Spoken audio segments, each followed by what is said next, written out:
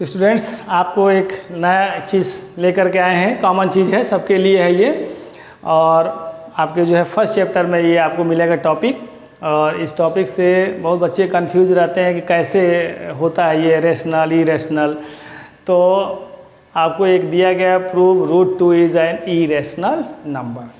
Prove √2 is an irrational number. तो normal आप जानते हो कि रूट किसी भी नंबर में जब रूट लगा दिए तो दिमाग में आ जाता है कि ये इरेशनल है।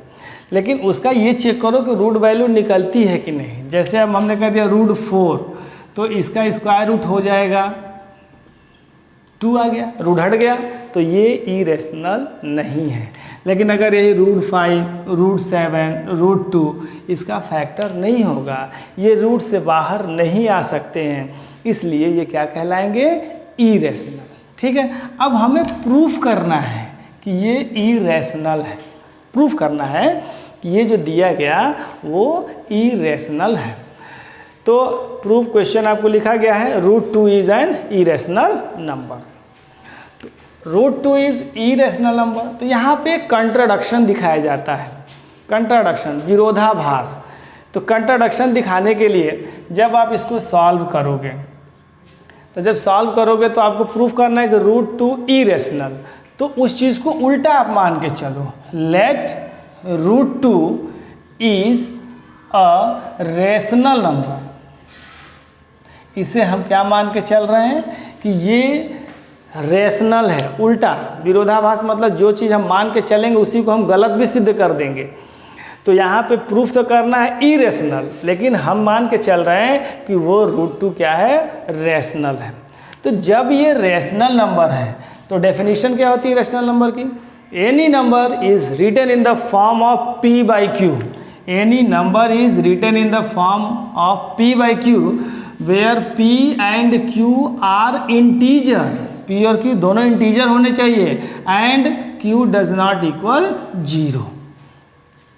यानी कोई भी नंबर अगर p/q के फॉर्म में है, बस आपका डिनोमिनेटर जो ये q है 0 नहीं होना चाहिए, वो रेशनल नंबर होता है। तो यहाँ पे जब आपने इसको रेशनल मान लिया है तो √2 ये रेशनल है तो किस फॉर्म में होना चाहिए, जब रेशनल है तो किस फॉर्म में होना चाहिए, रेशनल नंबर किस फॉर्म में होते हैं, p/q।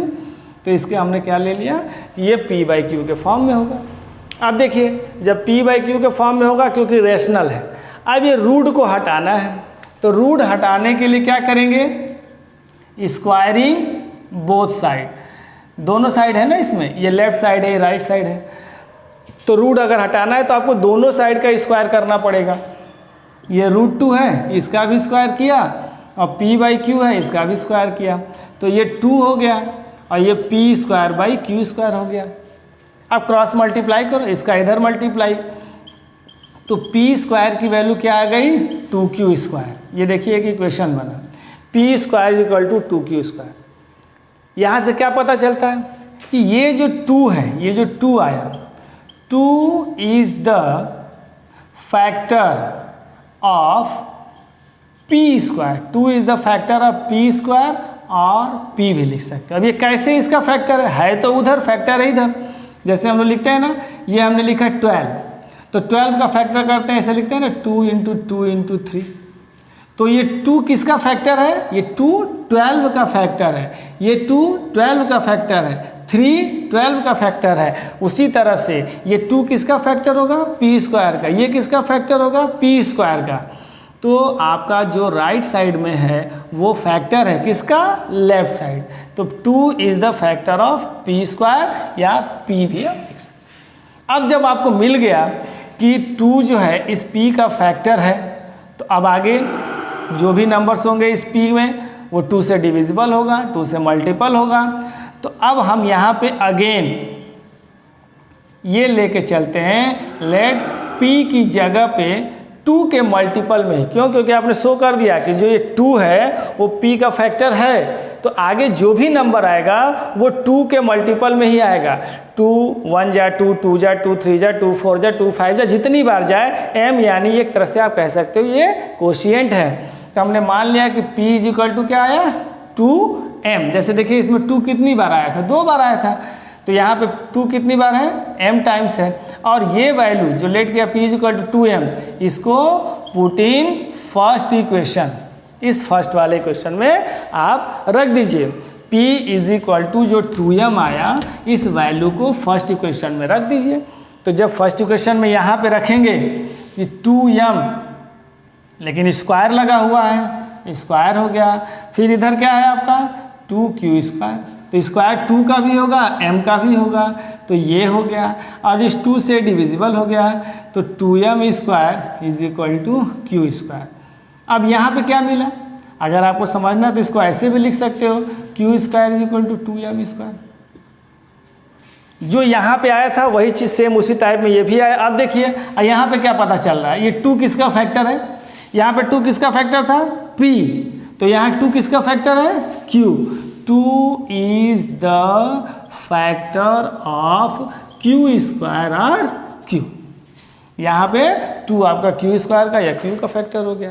तो जब q स्क्वायर या q का फैक्टर हो गया तो देखिए अब फर्स्ट इक्वेशन में और सेकंड इक्वेशन में देख लीजिए, यहाँ पे आपने क्या लिखा है कि 2 किसका फैक्टर हो रहा है p, और यहाँ आप क्या लिख रहे हो 2 किसका फैक्टर हो रहा है q, यानी ये क्या हो गया कॉमन फैक्टर हो गया।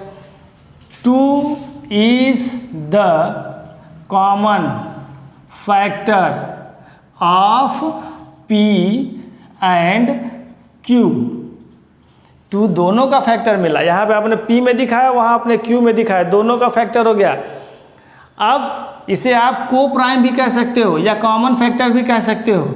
ये 2 जो है को प्राइम हो गया, दोनों में आ रहा है, और या कॉमन हो गया, या ये भी कह सकते हो कि 2 is the HCF of p and q।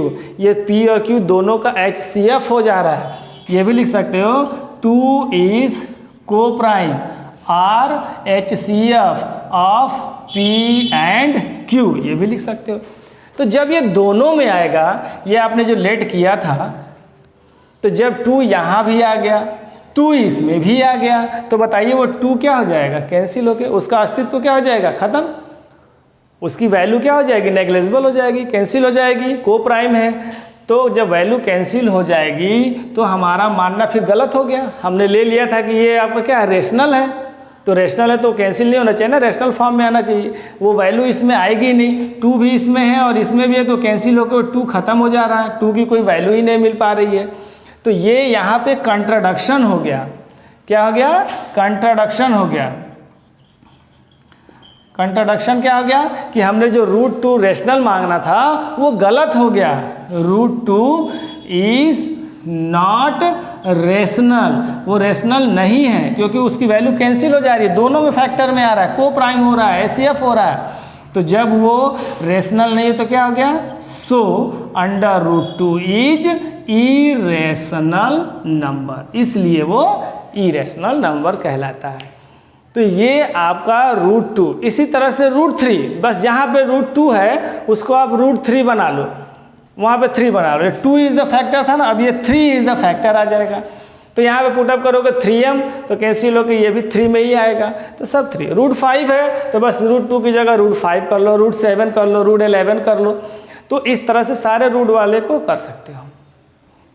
अब ये तो क्लियर हो गया होगा इसको। अब इसी को कभी कभी 9th क्लास में दिया था कि इसको आप नंबर लाइन पर रिप्रेजेंट भी कर दो। देख लीजिए यहीं पे थोड़ा सा जब बता ही रहे हैं, तो जब नंबर लाइन पर रिप्रेजेंट करोगे √2 कैसे करते हो, पाइथागोरस थ्योरम के अकॉर्डिंग इसे 2 पार्ट में ब्रेक कर दो। ऐसे 2 पार्ट में ब्रेक करो कि उन दोनों का स्क्वायर रूट निकलता हो। तो 2 को 1 + 1 लिख सकते हो, इसे ऐसे भी लिख सकते हो 1 का स्क्वायर 1 का स्क्वायर। अब ये नंबर लाइन है आपका 0 1 2 3, ये नंबर लाइन है। इस नंबर लाइन पे इधर आओगे तो -1। अब ये जो आपने इसको ब्रेक किया है तो इसमें सबसे पहला वर्डिंग क्या है 1। ये डिस्टेंस सबकी इक्वल होनी चाहिए, ये डिस्टेंस सबकी इक्वल रखिए। तो ये 1 है तो यहाँ से 1 पे आ जाइए। फिर ये दूसरा देखिए ये क्या है, ये नंबर क्या है 1 का स्क्वायर है। तो यहाँ पे 90 डिग्री बनाती हुई लाइन खींचिए, 90 डिग्री बनाती हुई लाइन इसी 1 पे, क्योंकि 1 था ना तो 1 पे। अगर ये 2 का स्क्वायर होता तो 2 पे, 3 का स्क्वायर होता तो 3 पे, और 90 डिग्री का लाइन बनाते खींचिए। और ये कितना लिखा है 1, तो कंपास से ये 1 डिस्टेंस मेजर कर लीजिए और यहाँ रख करके 1 पॉइंट पे इसको कट कर दीजिए। जहाँ कट करेगा ये भी डिस्टेंस कितनी है 1, ये भी डिस्टेंस कितनी है 1, इनको ऐसे ज्वाइन करिए, 0 से ज्वाइन करेंगे तो ये 90 डिग्री है, तो ये हाइपोटेनस हो गया ना। तो ये 1 का स्क्वायर, ये 1 का स्क्वायर, यही क्या होता है √2।